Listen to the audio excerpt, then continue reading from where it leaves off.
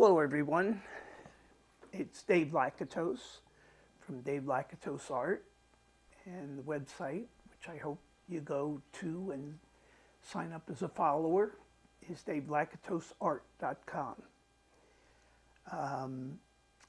As you know from the previous videos, I do two kinds of art. And I do two kinds of abstract art. I do regular brush art, acrylic on canvas and paper, abstract art, and I have a lot of pieces on my website and in a gallery. You can take a look at them. I started doing that recently, though, about 2.5 years ago. So I'm a real rookie at at the brush art.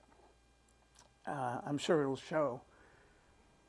The other type of art that I do is digital art. And what that is the digital painting of photographs. So what I'm going to do today, I'm actually working on one as we speak. It's one that was already done. I took it back to, a goofy state. And I'm going to redo it a little bit different than the one that's already done. And I'm going to show you the process. So the first step in the process is we start with a crisp, clear photograph. And here is a copy for you to look at of the original photograph.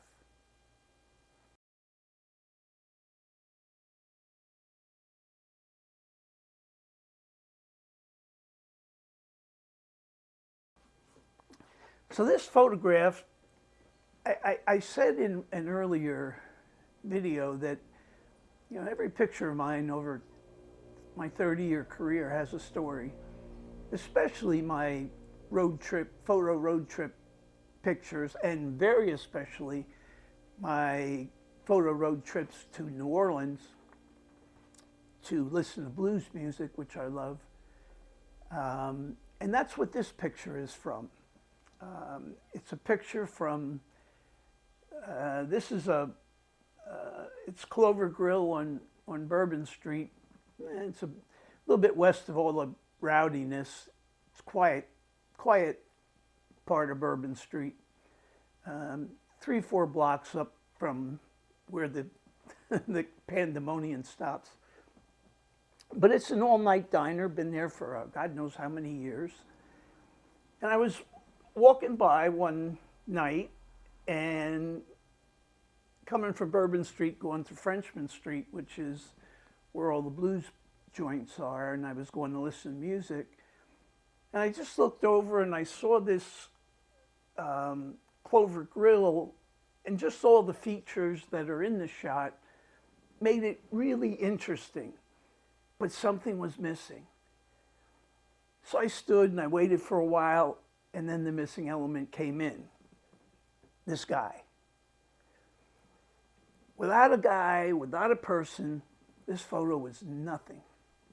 And most of my photos, in fact, I kind of have a feature of my photos. If there's not a person in it, it's not a photo. It's not a photo. I don't do birds. I don't do mountains. I don't do flowers. I do people. Didn't stop and talk to that person. Actually, I just took a few shots and kept on going. I got the photo outside. I got this photo. And now you're going to watch me turn it into a digitally painted photo, which is part of my portfolio of abstract art. Okay? So I'll stop now, and we can see this whole thing until it's finished. I hope this is going to be a good photo. I'm not sure. I mean, a good painting. I'm not sure yet, but I'm going to try, and we'll see what it looks like. All right, thanks. probably recognize the image from the source image I showed earlier. So I bring that source image into my software.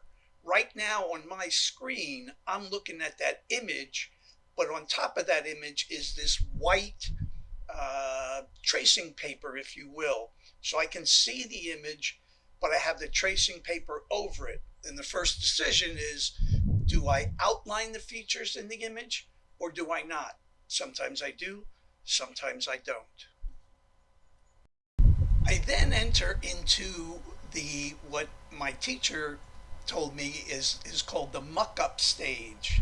You mess the whole thing up with big broad brushes or soft brushes, or you make it almost undistinguishable. This is not that far, but it's obviously a muck-up of the image as you saw it earlier in the source image. This is the first step. This image shows the start of the mid stage of making a digital painting, which means that I take brushes and I start to bring back some of the features that you saw on the original source image, but I bring them back, hopefully, most times a little rougher than you see here, but I'm using this as an example to show the procedure. But then little by little you go around the whole image and you make it look like you see right in the middle of the screen here. This is also when I get to play. Like here, I wanted to see what it would look like with white line work and not black line work. I didn't like it, so I didn't use it on the final image, but there's a lot of work put into making that line work, and all those features in here. But that's how you work through the painting. You try things, if you like it, you keep it. If you don't. At this stage of the painting process, you're refining. So you're going over parts of the image like the sign, hamburgers. You go over it with finer brushes so you bring out the real, detailed look of hamburgers, or the Coca-Cola sign in the window, or the garland that's on the roof, or the signpost, light post. So you go through and you make a decision on each part of the final stage of the painting process is like the surface treatment of the final image. So in the last slide, you saw what the clean final image looked like, or almost final image looked like.